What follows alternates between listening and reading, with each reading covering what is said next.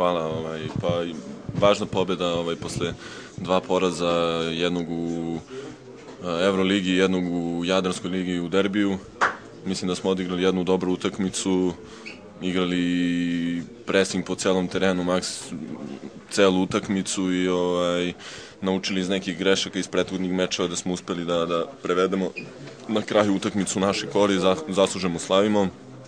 Zahvalio bi se na navijačima na izvanrednoj podršci koju pružaju i u ovim trenucima kada nam ne ide i borit ćemo se, što se kaže, što se tiče Evrolige do poslednje utakmice, jer sigurno da neke šanse još uvek postoje.